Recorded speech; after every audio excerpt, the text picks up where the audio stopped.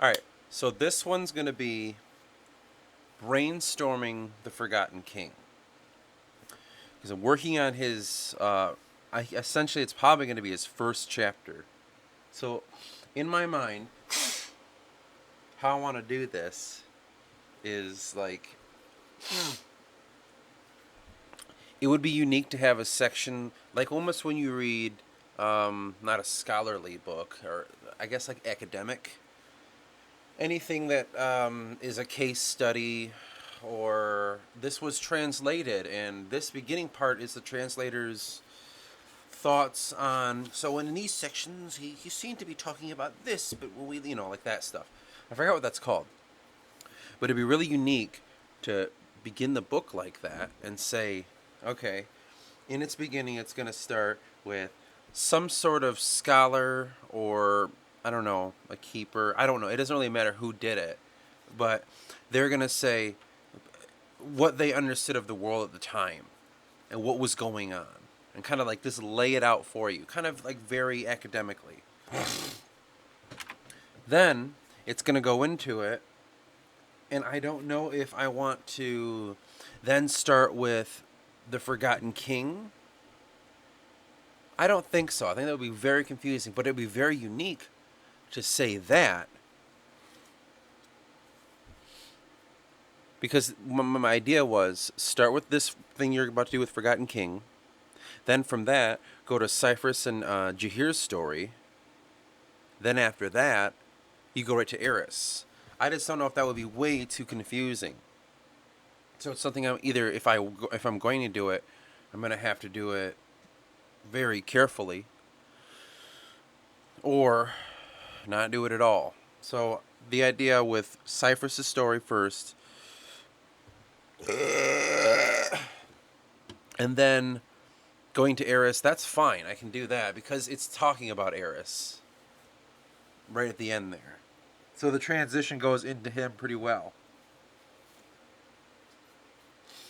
It's just this Forgotten King part. I don't know if that would work or not. That's something I'd have to like look into and figure out and see. I don't know. But anyway, at least work on it anyway because it's going to be part of the book regardless of where it goes. It will go somewhere. Okay. So it's essentially I don't know how long he's been there, but this is the Forgotten King just in the other realm. The idea is every once in a while it would be nice to flash to him. I don't know. I mean, unless I read the books before, like Snake in the Portal, stuff like that, like the before Eris's journey kind of stuff. The thought that I had was of this place that was before me, in this place that was put out of my mind.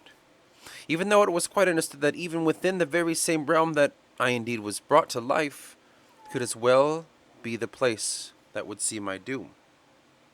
It was a place of my doing that had sent me here, and it was because of this that I sit now in the hopes that my flame may die out, for I do not wish to burden this place any longer with whatever mistakes I may bring with me. Curses! Curses! To he who had placed me here. A place of torment, no doubt, was his vision unto what may become of me. For this is where I sit now, full of torment and fear. Why has it come to be this way, if all I ever did was to suffer in his eyes and let what flame I carry die out? Have I done ill to him? Has he become enraged by my actions? Or should I not have followed her here? Yes. Yes, that is the question, isn't it? Shouldn't I have lamented in her passing, and let grief take me, as it does for mortal man? Should I have walked the road of sorrow, instead of falling into what I cannot understand? This place that you have made, how unholy it is. What place it is that I find my sanity slowly walking away from me. What do you plan to create here? All I see around me is torment and anguish. Is that only what I see? Is there more behind that what I cannot understand? Some clue to an answer? A way out? Yes, this must be it. For why would you cast me here and forsake me to rot in the recesses of your mind? You must have a test for me here. Yes, a test. And pass it I shall. He begins to laugh. Yes, that is what I will do. Unless this is my prison, my holding cell, for what crimes I have committed. And indeed they are horrible crimes. Crimes that go against what you begged of me. Though that is what the others told me. This I cannot understand. Why did you give me the gift to create when that was strictly forbade in the same breath? I assume another test. But why do you push me so? Have I not done enough for when you asked? What more can I give if not for my love, my loved in devotion, my whole heart? And so I did all you asked, and I was only given betrayal by whom I have loved, you and her. She was the casting of my demise, wasn't she? It was she who was to cause for all of this. Because of that snake. He holds no remorse, and I swear that I will crush him under my boot for what he has done to me, done to my people. Your king, forgotten to time, forgotten by his people. I am your king, and I will leave this place and vanquish that which has poisoned my people and caused pain to spread through the world. Yes, this is my true destiny, isn't it? To show you what strength I have, and to finally vanquish that wriggling foe. But how? How can I leave this place that I can feel pulling at me slowly, more and more? The longer I've been here, the longer some part wants me to stay. The veil now leaves me, and I can now see what power there truly is here. Power to aid, I must say. To help my people, and that I should. For if not here, then how can I aid them otherwise as of now? And that's where I stopped. So, going forward, I guess it's supposed to be you're witnessing his slow descent into, madness, right? I mean, that's the point of his journey. Now, I mean, the idea of kind of like thoughts going back and forth of should I stay here? Should I go? Should I stay? Should I go? Am I meant to be here or am I meant to go? That's something that he's going to just constantly be cycling through in his own head, and the luxury that we have is we get to be in his head with him and hear this exploration of what is purpose, what is my purpose, why am I being punished? The thoughts that we all have in one form or another. So I think perhaps eventually, I don't know how long this is going to be. I don't know if I want to write this whole thing and then just kind of say, I'll cut it up, and put it in fragments and stuff like that. That would be kind of interesting to do. To just write this whole thing and fragment every part of it and put it here, put it there, put it here. He might feel this way because of Eris feels that way at some point. And that's the only reason he does feel it. So when I do that, you can flash back to the Forgotten King in that section. So that would be very interesting to do. I should probably do that since I just thought of it. Where, I mean, he shares the same emotions that the walkers do. The touched ones, whatever you want to call them. He shares their same path. Because he's in the other realm, there is no sense of time, so that's how it can link and sync up. How the how I don't know, where's the moment that it happens? I remember Jacob talking about a moment with Alestra where I think he's like it's late book 2 and the madness is starting to set in and the anger. It's because that's where the Forgotten King is in that moment, and then when Eris kills that guy, that's what the Forgotten King does in that moment, somewhere in this. I don't know if the journals were written during his stay in the other realm or after. I'm not really sure. So that's something that I have to kind of look into and try to find. It's good to explore this because as I'm getting on more and more with the book, you don't want to get preachy about stuff. So the whole thing I did in the last one where it was talking about the isolationists, this and that, and looking at both sides and seeing the error and folly in their ways. Now that's not necessarily going to be outright. That's kind of for me. That's kind of notes for myself. And if anyone really cares, they can find them. Essentially, is the point of those. Listen, here's what people are doing, and this is I believe is wrong, and here's why. Blah blah blah. But the real point is going to be to explore that through the book in a way that's very natural. Because that's one thing people don't want, is too preachy. I mean, maybe for a book, but I think in some parts I will be, because you kind of have to be. There's got to be that character that does get preachy, because that's kind of, they exist, those kind of people. So that's eventually what we're going to do. And I forgot I did that. Huh. But yeah. So going forward with the Forgotten King now, eventually I think it would be a good idea for when Belran enters and he's just kind of takes this kid. He's like, yes, this is the first step and this will be my, in his madness, of course. Does he take this kid and just say, this is the forward moving, blah, blah, blah. It's just, I don't know what he's going to do with him. I don't know if he siphons power from this person, that, the people that come into their other realm. I don't know if, because what happens is he gets siphoned power from. It's when he attaches to the walker. But I don't think when he attaches to the walker through history is a conscious thing on his behalf. It's very, they channel something that he's doing, but he's quite unaware of it. And that's where you see the draw of power. So the draw of power that is happening from the mages around him, at least in Adrana, they're drawing from the power, of course. But I don't think the Forgotten King's aware of what's drawing his power. He may be disassociating it with what he calls the snake. That could possibly be what he's doing when he's not aware of what mortal man's doing. He never will be truly aware, maybe only in glimpses. And that is why the conduit kind of has those weird flash moments where they think that the Forgotten King's taking over, but they've walked into a trigger of the Forgotten King's memory, to which, unbeknownst to the Forgotten King, triggers the memory, and then he reacts, and then the walker merely reacts as he does, kind of in ghost form or whatever you want to call it. In what's the word? It's in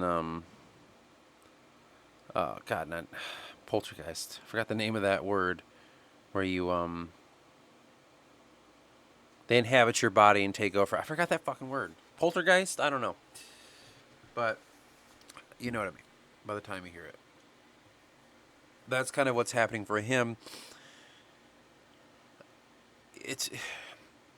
He's very unaware of what's happening with men. The story of men, his creation, his people. I mean, just like everybody is. So, we're going to get there with Belrand eventually. Shit! Fuck. But I think eventually... Damn, okay. I think eventually he's going to... I mean, we'll get there. I just don't know exactly what he's going to do. I don't know if he's going to use this person that enters or takes them under him, kind of thing. Because if you're in that realm and you're thinking the thoughts he has, he could think it's a gift. A gift. And so this gift, what shall he do with this gift of his person, one of his creations? Well, they must be here to serve him, to aid him. So that's probably what he could do, is just say, "You're my servant now." It's like, I mean, then your body goes away and you're stuck here forever, you know? Like, you have no escape. Just like I don't. My body's gone too. And I think more and more as time goes on, he begins to realize that, for all this want of going back, I have no body to go back to.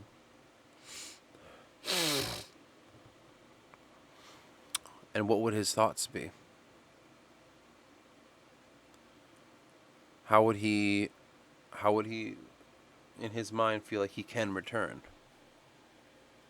Well, he could inhabit someone's, you know, core or whatever. I don't know. Habit their being. Maybe he is doing that knowingly with the walkers, inhabiting their being to come back.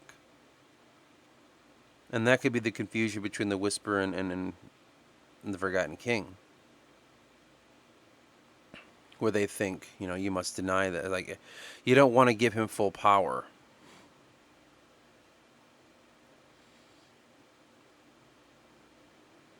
And then maybe, unless you're the chosen walker in Adrana, because Adrana's the only people that takes this walker stuff and makes it as such.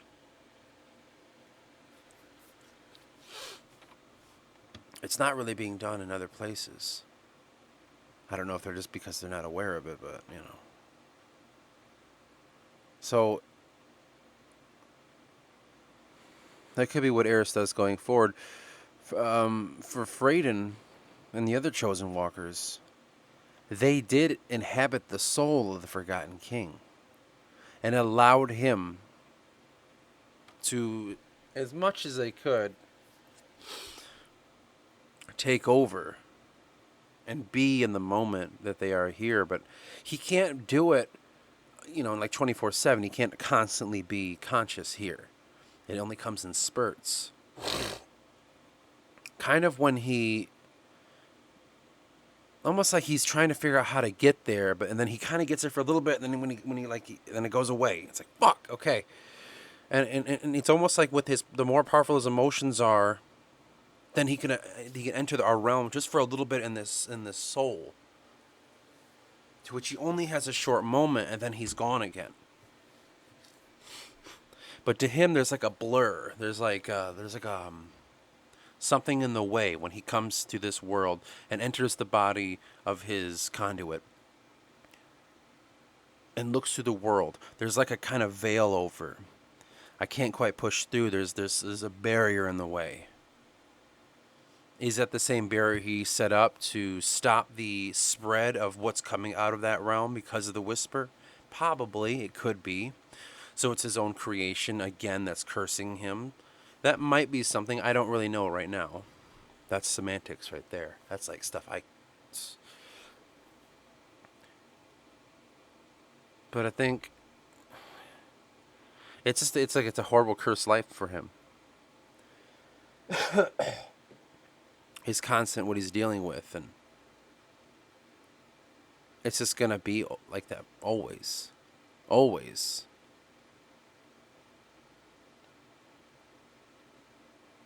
And then that's being used by the mages, the likes of Mardis and all them, are drawing from his power. How are they doing that? I don't know, but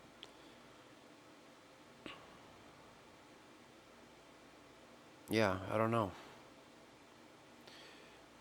It sounds like there's just a lot going on. Like the Forgotten, fuck, man. Like, yeah, you would go mad because obviously, the longer you stay in that realm, the more and more what's the word? Their veil gets lifted. Where the thicker it gets, back where quote reality is. So when he's over there, it gets more and more like, I get it. But the more he gets in the other realm, the less he is attached to our realm. It's kind of why you're seeing the prophets. I'm sorry, those are the mages. you see the walkers becoming less and less because it's being diminished. His way back to this world is being cut off just because he's understanding what's in the realm of creation. And maybe man's folly is that they're trying to save him, but he doesn't want to be saved anymore. You know, that kind of thing. Because when you're there too long, it makes too much sense. It's all there. This is right. This is meant to be. I understand this place, and I don't want to leave it. Now, the veil is lifted. I can see past the darkness that's in this realm, and yes, at first there was beauty, and then that beauty turned into sinister apparitions and all that kind of stuff. But then it turned back into the beauty. It's almost like the understanding of Inchwar, the understanding of the middle. You go through the good, and that good leads into the bad. And you fight through the bad, and then you just come to an understanding of good and bad, and it's just, you see the beauty in it all. It's kind of where the Forgotten King is.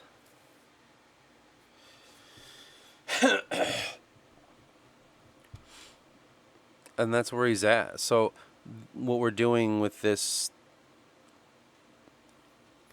Word document is we're exploring that. So his last sentence is, the veil now leaves me, and I can see now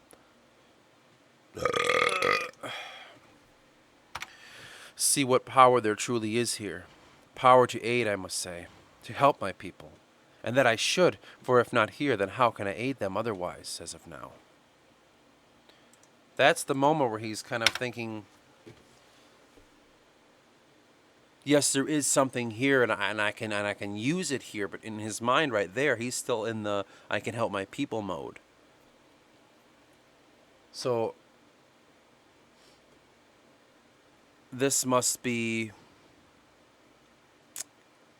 before any of the walkers in Adrana. So this is like, I don't know, because again, time doesn't move here.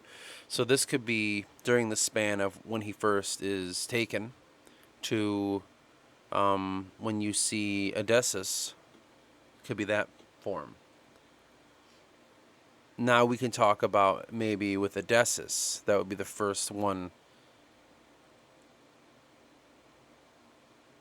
Yeah, that would be the first one to enter this realm in his mind. And how he views that. That's the first part that's kind of the hard part we got to get into. Because you could write a story in of itself of just the Forgotten King's mindset in this realm. I could totally write that story. It would be fucking difficult, but I can do it. So what I think I'll do with this is I'm just going to kind of just charge forward and just kind of see, where this can take me. To see what happens. And then I'll just kind of come back and check in. So that's what I'll probably do then. Okay, so I didn't get much farther just because there's just a certain point where if I get too into it, then I'm not going to be able to get ready for work on time. But, okay, so it's something like a couple paragraphs, I believe. Snake, blah, blah, blah, blah.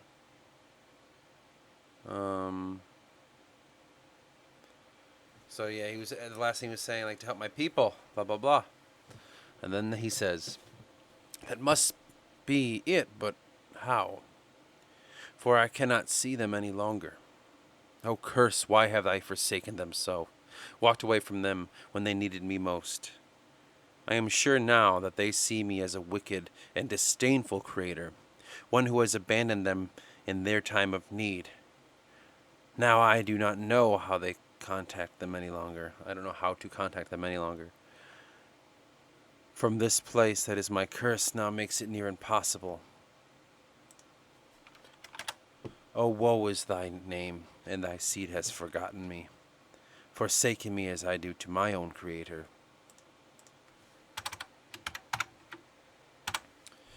Thus this circle is now complete, and forever it shall be, until my deathless walk has taken me fully, and all sanity has left me, rendering me submitted to your will, O Creator. Curse you, you vile thing, playing with the mind of man like a child with a toy in hand. You seek to pull it apart and see what lies within, only to cast it away for a new venture with the mind changed. But then lack of sympathy will always follow you. This is like his anger grows to the Creator, his Creator, more, and at this point. And I think this could be the beginning of his just anger. The anger that he has for the woe is me thing. What pulls him back are those small moments of, but I can help them, I can help them, I can help them. You know, like that's his driving force, but now it's been built behind anger. And so as he moves forward, his anger is what's going to drive him. His frustration, his felt of betrayal, his woefulness will guide his being helpful to mankind. To which eventually that's going to turn into a selfishness. I need to come back. I need to be free for myself. And my creation, I will treat them as such and they will aid me, kind of thing. That's eventually going to come to fruition as well. And so that's where you start to see walkers being essentially what they have to do for him is how he feels about being in the other realm. They have to surrender themselves to him and take away what they really are and who they really are because of what he wants and what he's trying to do. So it's another vicious circle that they find themselves in now. But at that point, he doesn't care. He can't see that there's the lessons of life within there. There's the you become what you do, and what you do is what you become. Well, I mean, I can continue going further on that, but I think right now I should think about how I would want to structure all this. So the idea that I had about it being him, okay, so with his, how do I even word that? Going back and forth from, like writing his thoughts like that all in one go. Might be a bit of a mistake because it's like you can only explore what happens to the characters. So writing chunk by chunk like this, you know, I can do that. And then eventually what'll happen is I will be at a point where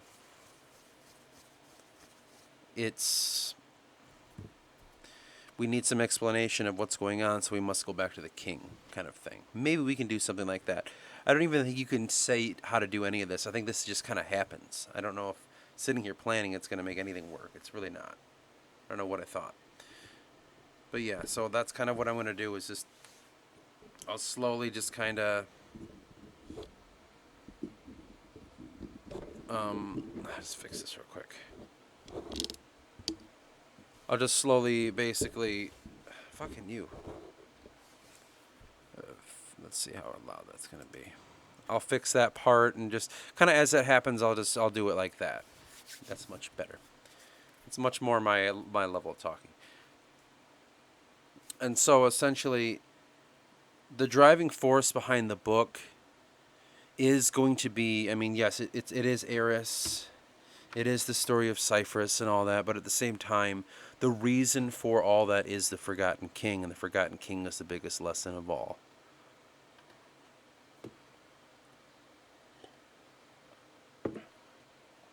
So that's the driving force behind it.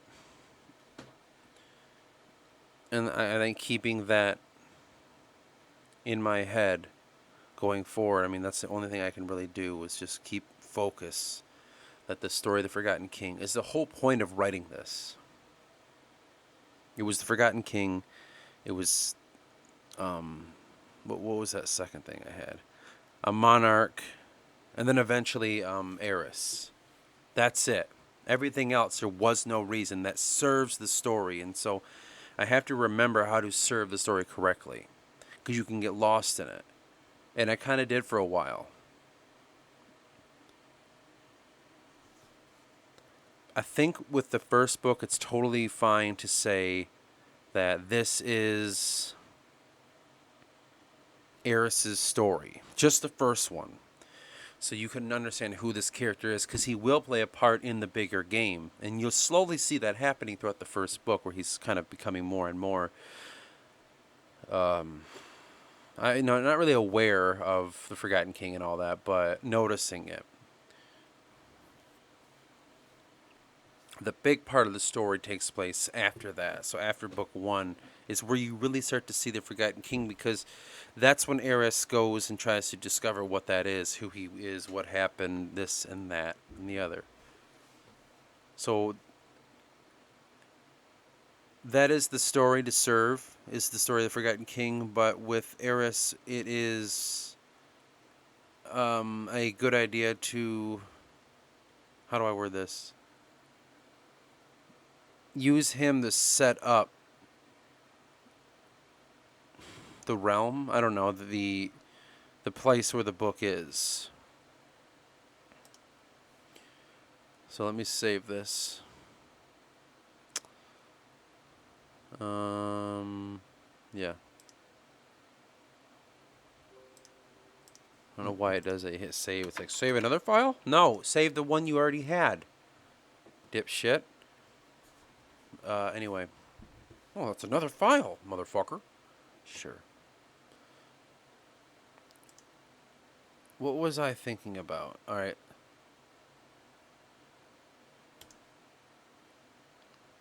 So the original beginning of the book, of exactly how it begins. Let me edit a couple things, actually. So let's...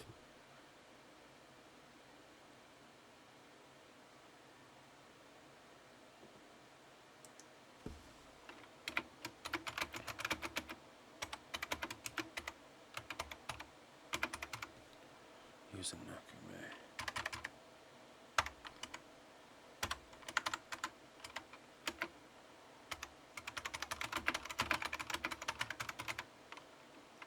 People of the forest.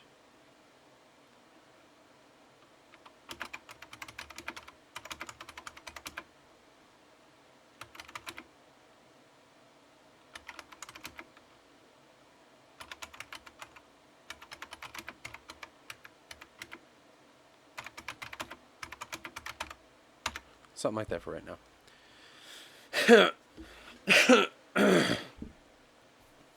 This will be kind of how the book begins, because we'll see how we can, if we should do the Forgotten King or not.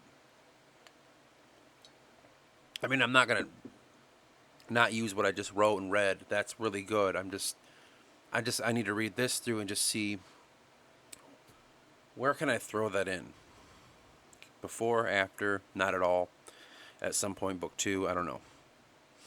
So the idea and the concept is, this is the beginning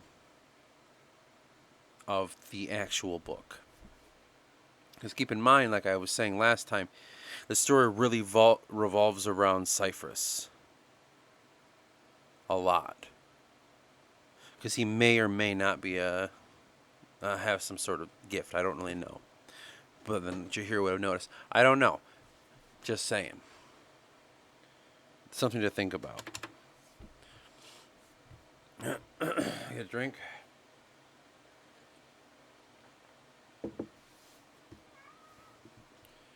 The riotous sounds were replaced with an abrupt, utter silence. The frenzied men halted. In unison they looked upon Freydin lying on the floor, lifeless and still, hands bound, bloody and pale of skin. It had gone too far. Cyprus could not grasp what had happened.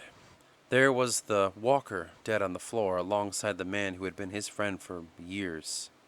He was frozen in place. Not a single muscle moving. Suddenly the anguish in the pit of his stomach surfaced, and he expelled what last bit of sanity he had left.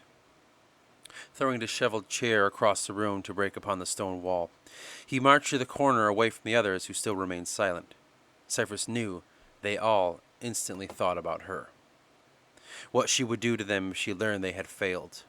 Not only that, but now if all was being torn into pieces by whatever curse Freyden had released. Smoke was rising, and the sound beyond the palace once again filled the ears. Jahir approached Cypress with a shock upon his face. More emotion than he had ever seen from the Anakume. Yet more than ever, he was straight to the point. We must fly from here quickly, Jahir said. There will be more guards soon. His face was gaunt and smooth, a mirror of vigor and health, was slowly replaced by disbelief and shock, yet he was still as cold as ever. He was an Anakume, one of the forest, the people of the forest, green of skin and more plant-like than man. Cypress could only shake his head as he studied the blood pooling in the cracks of the marbled floor. Yeah, no shit, he replied. What in the afterlife are we going to do now? He half expected Jahir to have already hatched some plan, as he usually did. Jahir only reached his hand out to pull Cypress's gaze from the floor. Come on. As they all exited the room, Cypress glanced back one last time at the mighty Freyden lying lifeless on the floor. The man that was said to be the next Walker. The man who would save those in Adrana from the darkness that was enveloping the rest of Voss. But most importantly to Cypress, the last chance to save his son from destruction.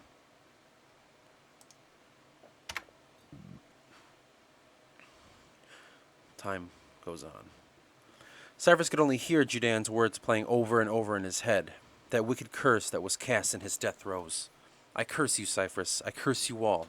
His wrath will consume you. As they were running through the interior of the palace, jumping over bodies of slain guards, nobles, and other party-goers, he could only think of all the people that died for naught. Then it hit him. My son. How can I save you now? He then smashed the back of Rolius, to which the giant of Ananaku grabbed him by the arm and pulled him to the front to meet Jahir. Jahir had been leading them through the maze of the palace until they had finally made it out to the exterior gardens that wrapped around the entire complex. An intricate maze of tangled trees and twisted vines. In Jahir's eyes was still the lifelessness that was always there. Cypress's body slammed into Jahir's fit and tall frame. He pushed himself away and asked, What do we do then? Are we to just run back here empty-handed? Jahir's cold, calculated eyes searched Cypress for a moment as he grimaced. You mean you don't know? Cypress shouted. Finally, the mighty Jahir is at a loss. Jahir looked away from Cypress. Now is not the time for your arrogance, he said coldly. My arrogance? What about the arrogance of what you pulled back there? What about where we are now? What about, and then he was cut shortly by the squeeze of Rolius' hand at the back of his neck. Drop it, Jahir said without any remorse. If we can make it back, then I think I may have an idea as to how we can correct this. Really? Cypress said in disbelief as he shrugged off the thick fingers of Rolius' sure grip. Jahir was that kind of May, who always had a plan that was true. But now, even in this set of circumstances, he seemed quite sure of what would come next. Even in this set of circumstances, I should say. Yes, caps that bitch. As they made their way through the city that was slowly being consumed by Freyden's curse, Cypress was standing at the edge of the overlook, the platform that looked out into the city from the palace. The entire city was burning while the smoke rose in plumes from the cracks in the ground. He couldn't believe what Freyden had released into his own city. Jahir, without missing a beat, replied to a question that was written on Cypress's face. The power of the Walker is at best the power to destroy. When one channels that pure, raw power, only then will he be consumed by the Forgotten King. He looked at Cypress. That is only the power of destruction. Though I'm sure in the Druics they would not admit to it, but instead of saving their creator, what they truly desired was to control and siphon his beacon of power. Cypress heard what Jahir was saying, but only found thoughts of Balran circling his mind. The young, playful youth had grown into everything that Cypress wished he would be, himself. And now his son was trapped at the hands of this forgotten king, only to be used like a puppet for his will. He also did wonder how the Serpentine ever could care about Balrand. They had a track record of doing what it took to see their mission completed. Did he find himself playing as a pawn in the game? There were too many questions, and now was far too late to wonder. Still, whatever Jahir was planning gave him just enough hope to continue, enough to sate his rage and even sorrow. There was more to the game that had transpired. Still, what happened to Freyden? How did it all come to this? All the events that had led them to this moment seemed to be crumbling down. All that has transpired were now unraveling at a rate that was beyond anything that Cyphers could have done. To now what those Thowel come from hidden places deep within Yuandra rise up and vanquish all in their path, and to have it be released by Freyden in his last moments. Cyphers thought of the old legends now coming true. The stories about Ravian the Mad hundreds of years ago. Now to see what was to come, it was inevitable. Cyphers knew he and his comrades were to blame. Then it hit him. Quirtus, he muttered. Jahir turned to him. Yes, let us hope we do not come across his path before we can, he looked back at his men, correct this unfortunate set of circumstances. Jahir then led them to the vacant apartment where it all began, in the slums where it was easy to be lost. It had been over a month since their first stay, when Aval was still the jewel of Vas. Bustling and slum district at the time didn't dampen the beauty of Aval. That was before the burning and carnage took place. It felt so long ago when Cyphers first set his eyes upon it in wonder. Safe haven beyond the sands and the Murphos. As they got everyone inside, Rolius then slammed the door shut and made sure he stood before it with arms crossed, as if to keep in instead of out. Cyphers felt a chill come over him when Jahir threw everything from the table down to the floor, the maps, books, and journals he so treasured before now laying splayed on the filthy wooden boards. Jahir then sat in the chair with his hands clasped before him, staring at the empty desktop. His eyes were fixated on something. What that was, Cyphers could not see. A deep trance of thought swept over him. It was the others who started. Those masters serpentine who had previously not uttered a single word, questioning Jahir as he sat, now questioning Jahir as he sat there, far away in his mind.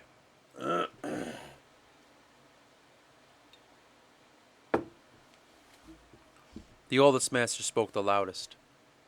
All that has transpired, what of Quirtus? It was his men who ambushed the palace before they were supposed to. We cannot condone this action, let alone pay him and his mercenaries. It was they who have caused these events to transpire. Jahir quickly cut him off. It is beyond those thoughts, I'm afraid, Jahir replied in jest. The voice will not be happy when she hears what we have allowed. We should never have trusted those followers of Krykos. Never have they been loyal to any but coin. We should have, Jahir cut him off once again. Tantos, it is past. We must not dwell on it. For, then Tantos cut him off. Dwell? We have failed. With the Walker dead, that was our last chance. There are no other options. We simply must flee back to Ila and explain to her what had transpired. Those mercenaries, that you hired, I might add, have caused ruin in our whole order. I'll not say that we are doomed, but many long years have we been planning this moment, and now... He paused while the cold eyes of Jahir looked into his from the desk. Your leadership has cursed us all. How can we stop now the full wrath of the Forgotten King? He whispered his name. It was no use. Cyprus's mind, it was futile to venture forth. Tanto was right, not only in his quarrel, but of the voice of life. She had let heads roll for far less, and now he was caught up in even more in the group's radical, far more than he ever wanted. This was supposed to be an easy job, he thought. I did not plan to now be stuck with these shady Anaku. And now Quirtus? His reputation of heartless murder and pure hatred of men was of legend, but nothing had gone to plan, and now it wasn't a question of paying him, but of how to pay him. Cypher shook the thought from his head when Jahir finally spoke up and broke the silence that could cut to kill. He was almost calm looking back to Cyphers. Something wasn't right. Could you feel that too? What? Cyphers replied, head in a haze. Freyden. Was he the one of legend? He looked down at the desk again. I just don't know. Then a few moments had gone by until he uttered again. Do you remember when I talked to you after you little tirade in the market square? Cypress only looked at him. Let me pause right there, actually.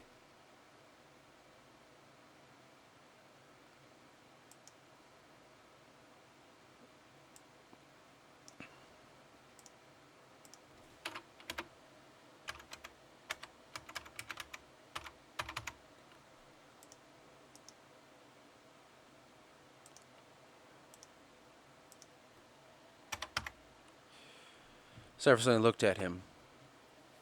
That kid was asking about you. He paused for a moment. I know. He lifted his hand to assure. But I had to be sure. Making sure everything was covered. I wouldn't let the smallest thing bring us down, even if it was someone who seemed so innocent. He stopped again and stood up, walking over to the window that only showed the adjacent wall from the next apartment. With a slight smirk, he turned once again to Cypress, and Cypress alone.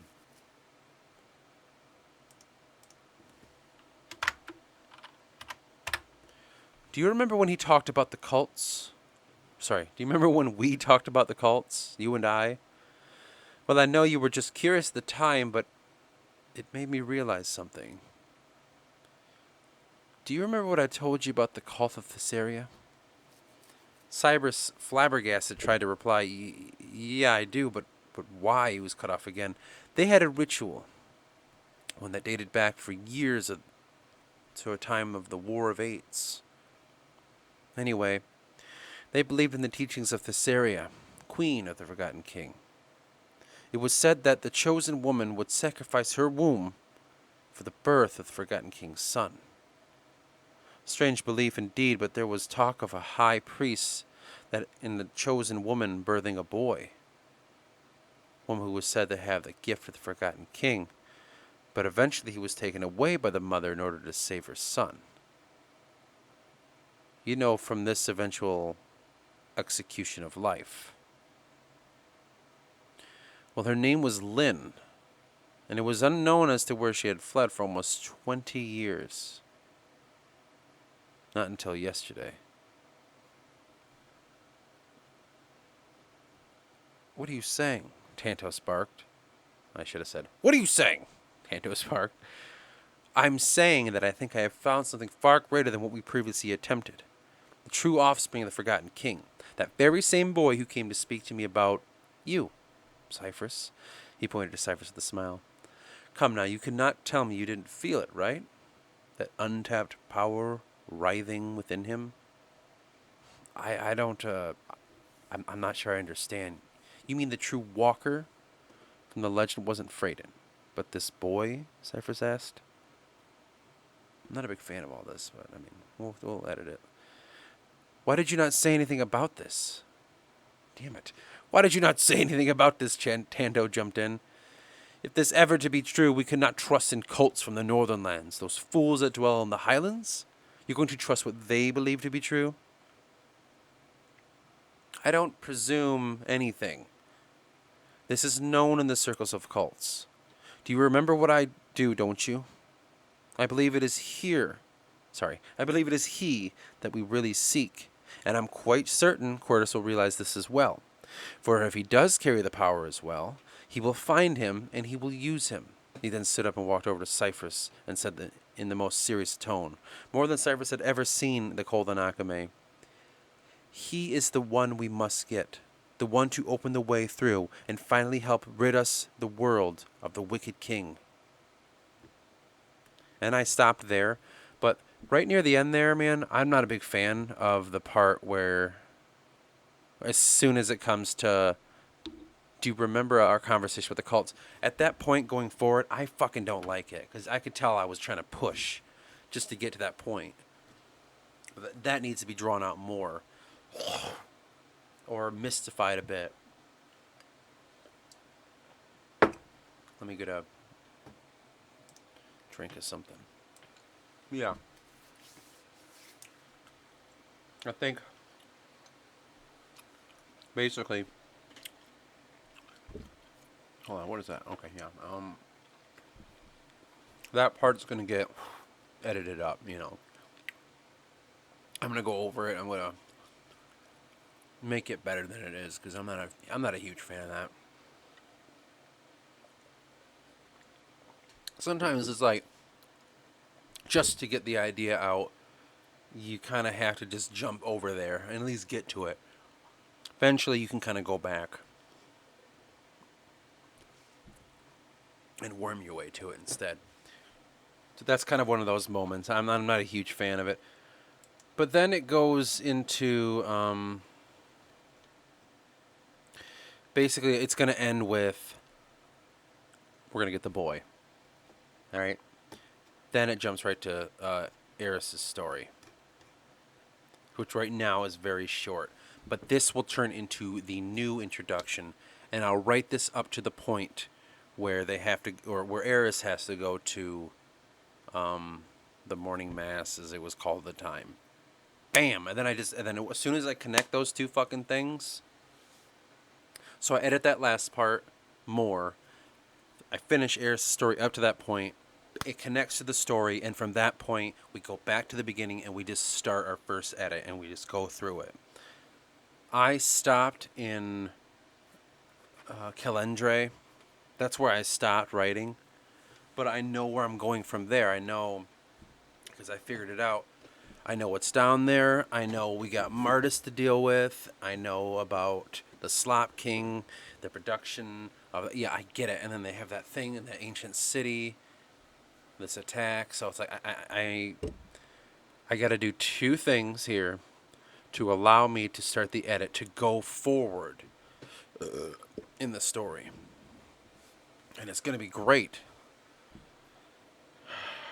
I hope. But we're on track again. We're on track. You know, we fell off the tracks for a little bit, as I always do, getting lost. But I mean, every time I do, I come back with more knowledge, more data. You know, I don't know. We'll see. So, I think on that, let me just watch me try to save it. It's like, well, do you want to create another one? No. So that one's good. We'll just edit like I said, and I'll check back in once I got the edit. Forgotten King. We just read that one. I think that's about it for now. Then I could end on a note of. What could I end on? What questions do I have?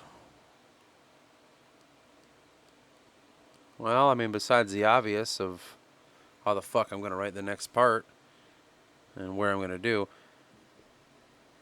that is, like I said, how the book will begin, and then that's the story going through. It's all connected. The problem is this Forgotten King chronicle, and on whether that will jump in. So maybe what I could do is, like I said, fragmentize it, take parts of it, almost rewrite the Forgotten King, let's call it chronicles, poetically, like a poem, where every line and every word matters like that. I mean, I'm going to eventually do it with all the book, but in a way where it's beautiful. It's the sentences are like, no one talks like this kind of thing, but it's a poem. And fragmentize it and put it at the beginning of every chapter.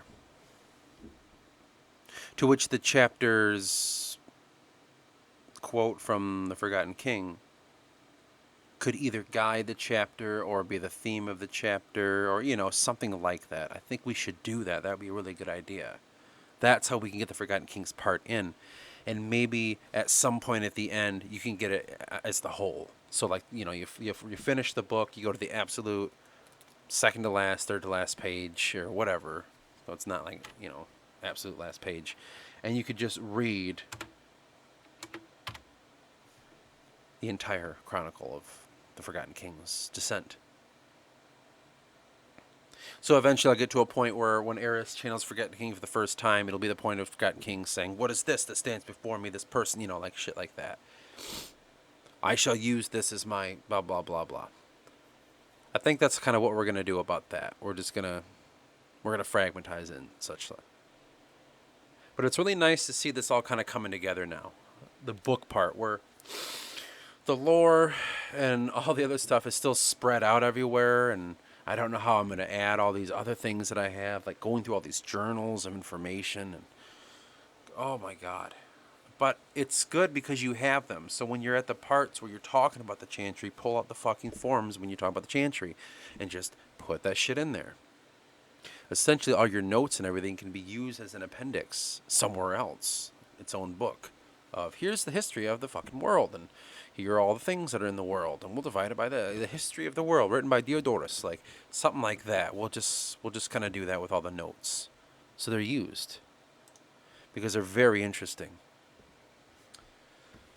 But anyway, I think I will end it here.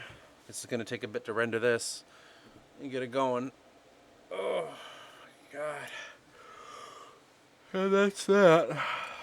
So until next time, we'll jump in where we need to be next, and I have no idea what that's going to be. But it hits me, and then obviously that's what we'll do.